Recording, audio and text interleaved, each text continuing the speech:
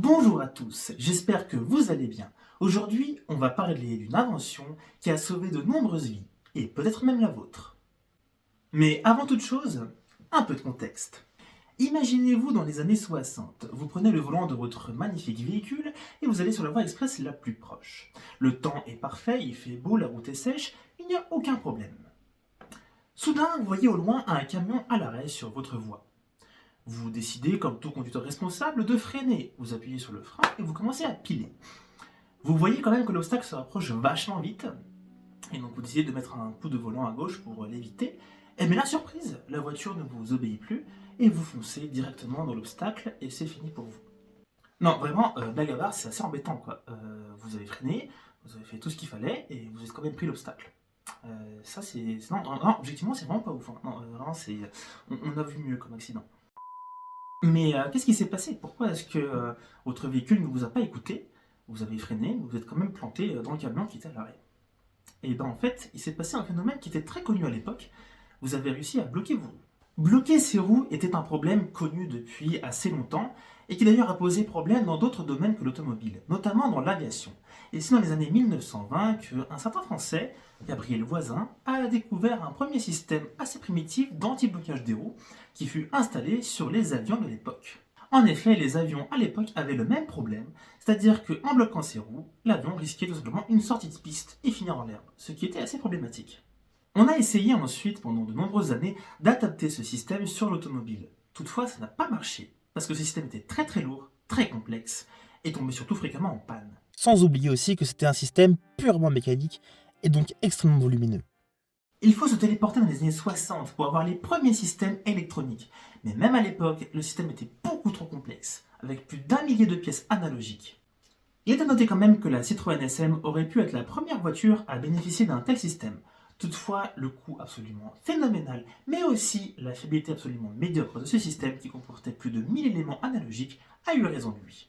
Le vrai problème, c'est qu'à l'époque, l'électronique n'existe pas encore. Les calculateurs sont inexistants et les capteurs beaucoup trop primitifs. L'idée est là, l'intention est là, mais la technologie n'est pas encore prête.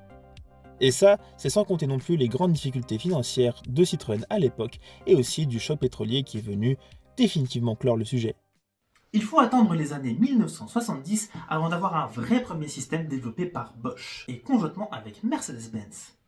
C'est en effet à ce moment-là que tout bascule. Grâce au progrès de l'électronique, Bosch et Mercedes mettent au point le premier système ABS moderne, capable d'analyser chaque roue en temps réel et de moduler automatiquement le freinage. Mais il faut attendre 1978 pour voir débarquer pour la première fois un système ABS pour anti-bloqueur système développé par Bosch sur une voiture, à savoir la Mercedes Classe S W116. C'est la première fois qu'une automobile possède un système anti-blocage des roues électroniques. Il est à noter quand même que quelques mois plus tard, c'est la BMW Série 7 qui sera aussi équipée en option du système ABS. Mais concrètement, comment fonctionne le système ABS moderne développé par Bosch? Sans rentrer dans les détails, chaque roue du véhicule est équipée d'un capteur de vitesse qui mesure en permanence sa rotation. Lors d'un freinage brutal, si une roue commence à ralentir trop vite, le système détecte qu'elle est sur le point de se bloquer. Le calculateur ABS réduit alors instantanément la pression de freinage sur cette roue, puis la réapplique aussitôt. Ce cycle se répète jusqu'à 20 fois par seconde. Résultat, même en cas de freinage d'urgence, la roue continue de tourner, la voiture reste stable et le conducteur peut même continuer à diriger le véhicule tout en freinant à fond. Il est à noter que le système ABS était une option extrêmement onéreuse pour l'époque. Toutefois, pour la première fois de l'histoire de l'automobile, c'est une Ford Scorpio qui est équipée en 1985 du premier système ABS de série. Contrairement à une idée reçue, l'ABS ne permet pas de freiner plus fort. En effet, l'ABS permet simplement de garder le contrôle du véhicule, ce qui est extrêmement important. Par ailleurs, à l'époque, beaucoup de personnes se plaignaient de vibrations bizarres au niveau de la pédale de frein. Pourtant, elles sont parfaitement normales et font partie intégrante du système ABS. Ainsi, il ne faut surtout pas relâcher la pédale de frein et continuer à freiner au maximum. À partir des années 90, le système ABS se démocratise sur tous les véhicules et il est rendu obligatoire en 2004 par l'Union européenne.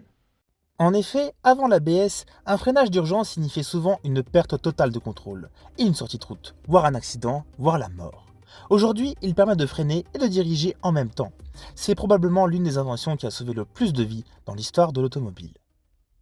Et si cette vidéo vous a plu, n'hésitez pas à laisser un petit commentaire, à aimer la vidéo et surtout à vous abonner. C'était Anatoly, à très bientôt.